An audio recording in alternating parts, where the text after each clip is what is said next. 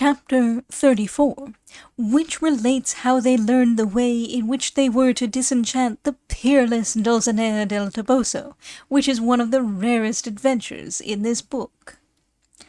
Great was the pleasure the Duke and Duchess took in the conversation of Don Quixote and Sancho Panza, and, more bent than ever upon the plan they had of practising some jokes upon them that should have the look and appearance of adventures, they took as their basis of action what Don Quixote had already told them about the cave of Montesinos, in order to play him a famous one. But what the Duchess marvelled at above all was that Sancho's simplicity could be so great as to make him believe as absolute truth that Dulcinea had been enchanted, when it was he himself who had been the enchanter and trickster in the business. Having, therefore, instructed their servants in everything they were to do, 6 days afterwards they took him out to hunt, with as great a retinue of huntsmen and beaters as a crowned king. They presented Don Quixote with a hunting suit, and Sancho with another of the finest green cloth, but Don Quixote declined to put his on, saying that he must soon return to the hard pursuit of arms, and could not carry wardrobes or stores with him. Sancho, however, took what they gave him, meaning to sell it the first opportunity. The appointed day having arrived, Don Quixote armed himself, and Sancho arrayed himself, and mounted on his Dapple, for he would not give him up, though they offered him a horse. He placed himself in the midst of the troop of huntsmen.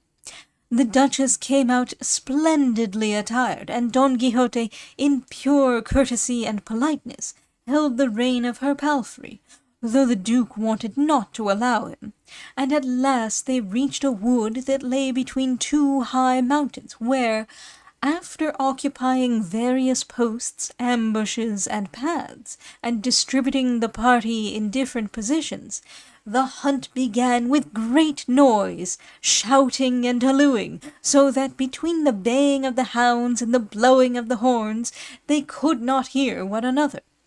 The Duchess dismounted, and with a sharp boar spear in her hand, posted herself where she knew the wild boars were in the habit of passing.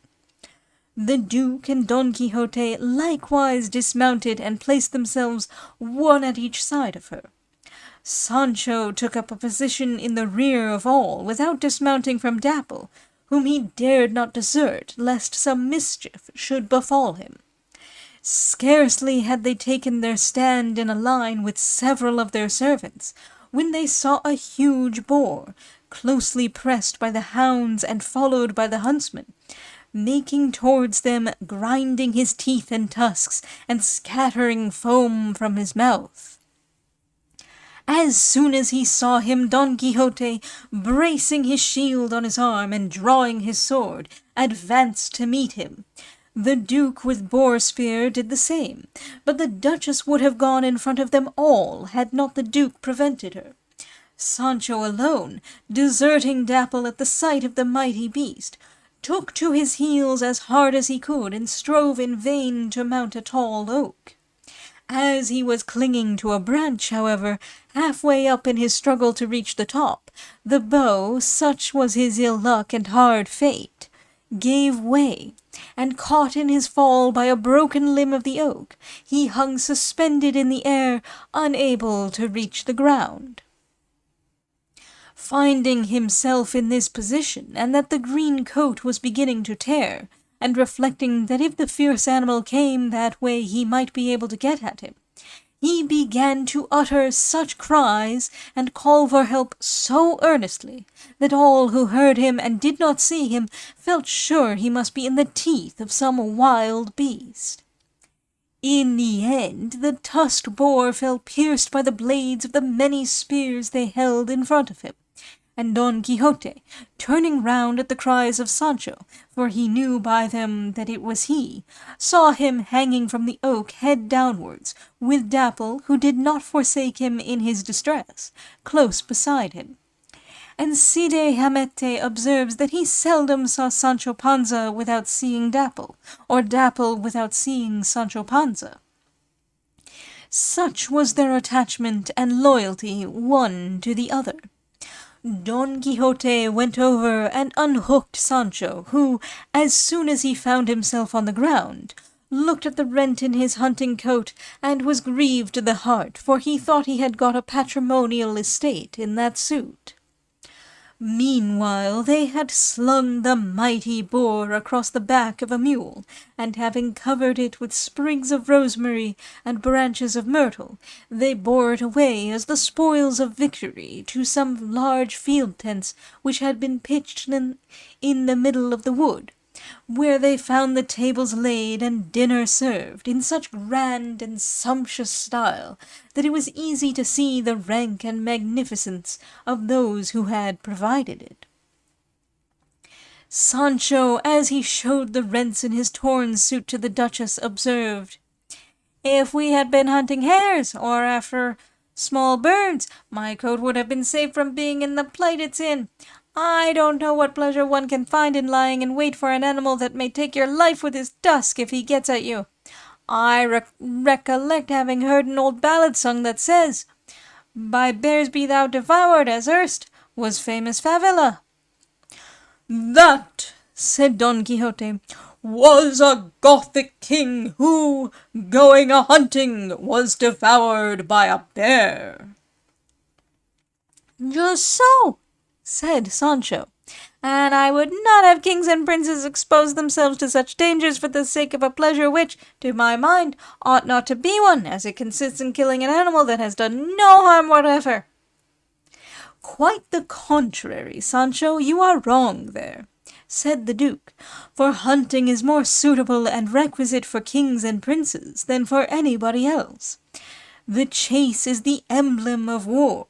It has stratagems, wiles, and crafty devices for overcoming the enemy in safety. In it extreme cold and intolerable heat have to be borne, indolence and sleep are despised, the bodily powers are invigorated, the limbs of him who engages in it are made supple, and, in a word, it is a pursuit which may be followed without injury to any one, and with enjoyment to many, and the best of it is not for everybody, as field sports of other sorts are, except hawking, which also is only for kings and great lords.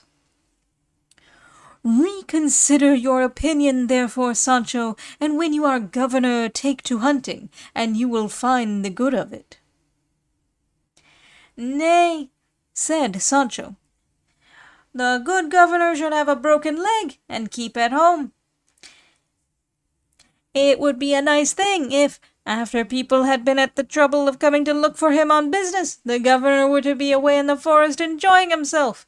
The government would go on badly in that fashion. By my faith, señor, hunting and amusements are more fit for idlers than for governors. What I intend to amuse myself with is playing all fours at Easter time, and bowls on Sundays and holidays, for these huntings don't suit my condition or agree with my conscience." "God grant it may turn out so," said the Duke, "because it's a long step from saying to doing." "Be that as it may," said Sancho, "pledges don't distress a good payer, and he whom God helps does better than he who gets up early, and it's the tripes that carry the feet, and not the feet the tripes. I mean to say, that if God gives me help, and I do my duty honestly, no doubt I'll govern better than a gerfalcon. Nay, let them only put a finger in my mouth, and they'll see whether I can bite or not." "The curse of God and all his saints upon thee, thou accursed Sancho!" exclaimed Don Quixote. "When will the day come, as I have often said to thee, when I shall hear thee make one single coherent, rational remark without proverbs? Pray, your highnesses, leave this fool alone, for he will grind your souls between, not to say 2, but 2,000 proverbs. dragged in as much in season, and as much to the purpose as, may God grant as much health to him, or to me, if I want to listen to them. Sancho Panza's proverbs, said the Duchess, though more in number than the Greek commanders, are not therefore less to be esteemed for the conciseness of the maxims. For my own part, I can say they give me more pleasure than others that may be better brought in and more seasonably introduced.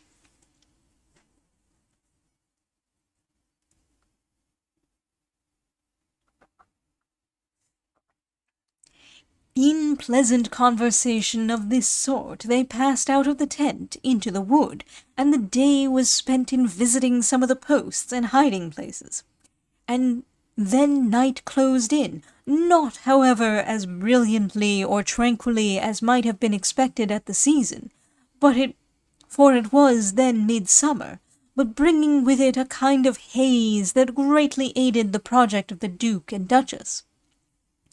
And thus, as night began to fall, and a little after twilight set in, suddenly the whole wood on all four sides seemed to be on fire, and shortly after, here, there, on all sides, a vast number of trumpets and other military instruments were heard, as if several troops of cavalry were passing through the wood.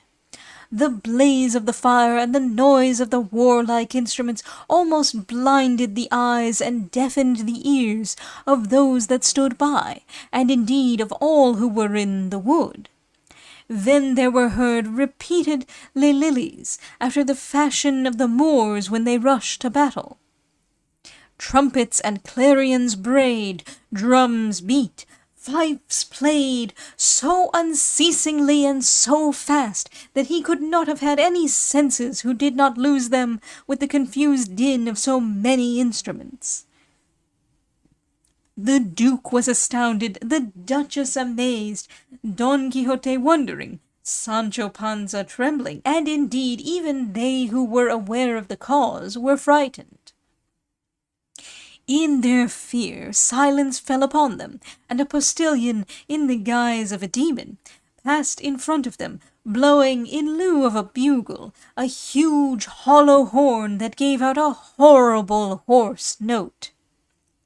"Ho there, brother courier!" cried the Duke.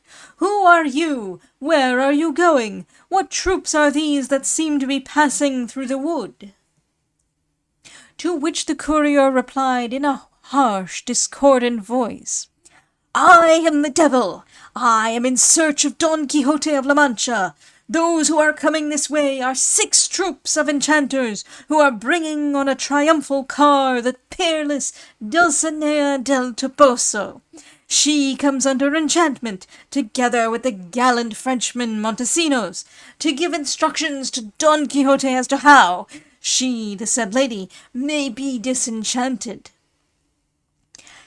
"If you were the devil, as you say and as your appearance indicates," said the Duke, you would have known the said knight Don Quixote of La Mancha, for you have him here before you."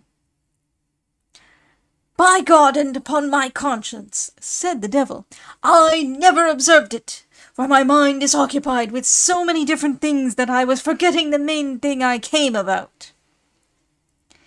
"This demon must be an honest fellow and a good Christian," said Sancho, "for if he wasn't, he wouldn't swear by God and his conscience. I feel sure now there must be good souls even in hell itself." Without dismounting, the demon then turned to Don Quixote and said, "The unfortunate but valiant knight Montesinos sends me to thee, the Knight of the Lions. Would that I saw thee in their claws, bidding me tell thee to wait for him wherever I may find thee, as he brings with him her whom they call Dulcinea del Toboso, that he may show thee what is needful in order to disenchant her. And as I came for no more, I need stay no longer. Demons of my sort be with thee, and good angels with these gentles." And so saying, he blew his huge horn, turned about, and went off without waiting for a reply from anyone. They all felt fresh wonder, but particularly Sancho and Don Quixote. Sancho to see how, in defiance of the truth, they would have it that Dulcinea was enchanted. Don Quixote because he could not feel sure whether what had happened to him in the cave of Montesinos was true or not. And as he was deep in these cogitations, the Duke said to him, "Do you mean to wait, Señor Don Quixote?" "Why not?" replied he. "Here will I wait, fearless and firm, though all hell should come to attack me." "Well then, if I see another devil or hear another horn like the last, I'll wait here as much as in Flanders," said Sancho. Night now closed in more completely, and many lights began to flit through the wood, just as those fiery exhalations from the earth, that look like shooting stars to our eyes, flit through the heavens. A frightful noise, too, was heard, like that made by the solid wheels the ox carts usually have, by the harsh, ceaseless creaking of which they say the bears and wolves are put to flight, if there happen to be any where they are passing. In addition to all this commotion, there came a further disturbance to increase the tumult, for now it seemed as if, in truth, on all four sides of the wood, 4 encounters or battles were going on at the same time. In one quarter resounded the dull noise of a terrible cannonade. In another, numberless muskets were being discharged. The shouts of the combatants sounded almost close at hand, and farther away the Moorish lilies were raised again and again. In a word, the bugles, the horns, the clarions, the trumpets, the drums, the cannon, the musketry, and above all the tremendous noise of the carts, all made up together a din so confused and terrific that Don Quixote had need to summon up all his courage to brave it. But Sancho's gave way, and he fell fainting on the skirt of the Duchess's robe, who let him lie there and promptly bade them throw water in his face. This was done, and he came to himself by the time that one of the carts with the creaking wheels reached the spot.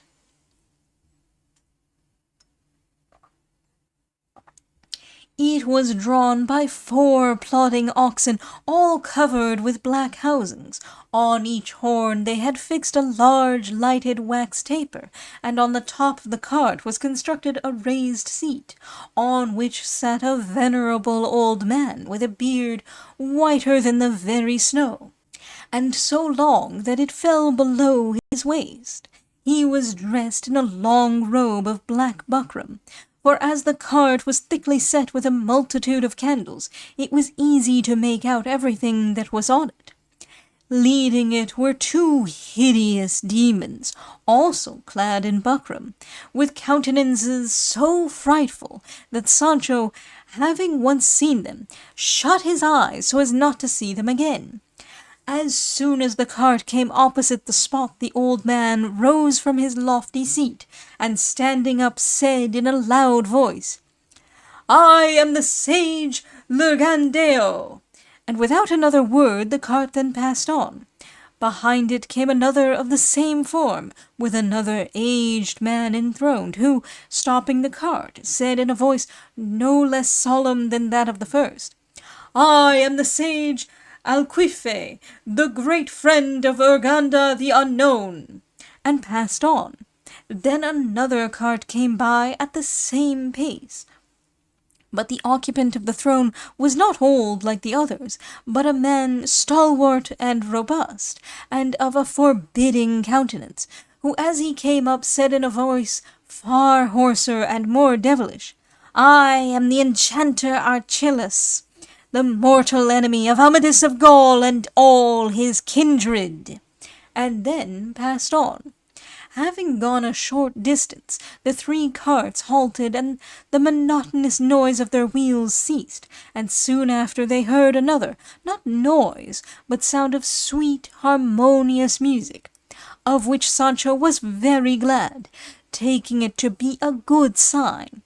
And said he to the Duchess, from whom he did not stir a step, or for a single instant, Signora, where there's music, there can't be mischief.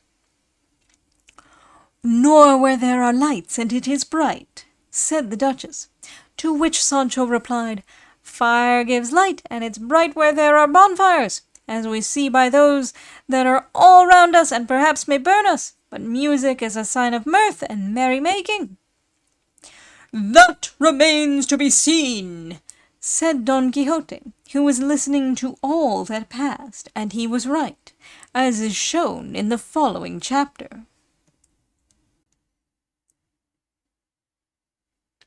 What Don Quixote had already told them about the cave of Montesinos. Don Quixote told them nothing about the cave of Montesinos. All they knew of it was through Sancho. Hartzenbusch inserts the correction.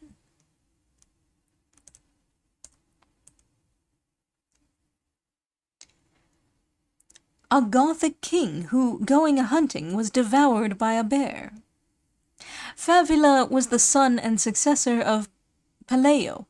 Don Quixote is hardly correct in describing him as a Gothic king, for the Gothic kings, properly so called, ended with Roderick.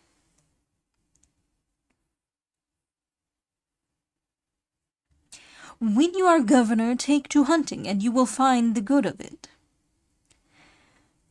Veries como os vale un pan por ciento. Literally, you'll see it will be worth a loaf per cent to you. There has been a good deal of discussion about this phrase. Critics, assuming that as it stands it must be wrong, have suggested various new readings, such as tan por ciento, pan porcino, and the like, forgetting apparently that Cervantes uses it again in precisely the same form and way in Chapter 71. There can be no doubt it is some old, popular, perhaps local phrase, now obsolete, but in use in his day in the sense I have given.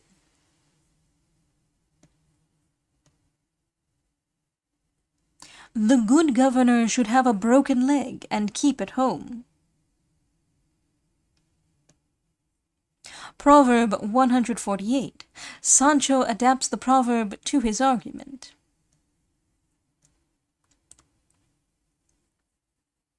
What I intend to amuse myself with is playing all fours. Triunfo envidado. Brag would be a closer translation, but the game seems to have been more like all fours. It's a long step from saying to doing. Proverb 76. It's the tripes that carry the feet, and not the feet the tripes. Proverbs 164, 84, and 232.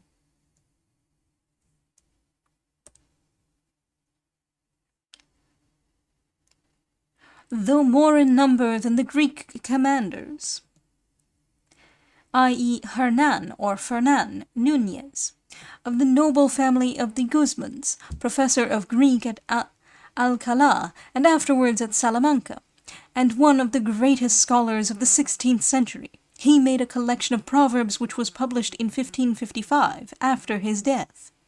He was commander of the Order of Santiago, and hence commonly called the Greek commander, El Commendador Grego, a title absurdly translated Greek commentator by Gervais, Virodot, Damas, Hinard, and others.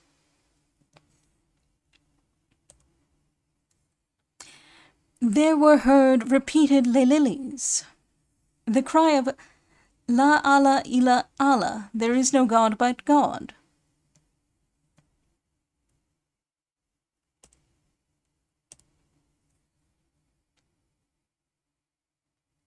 The bears and wolves are put to flight if there happen to be any where they are passing. In the carts described, wheels and axle are all in one piece. They are in use to this day in the Asturias, and their creaking may be heard on a still evening miles away. The country folk there maintain it has the effect Cervantes mentions. Where there's music, there can't be mischief.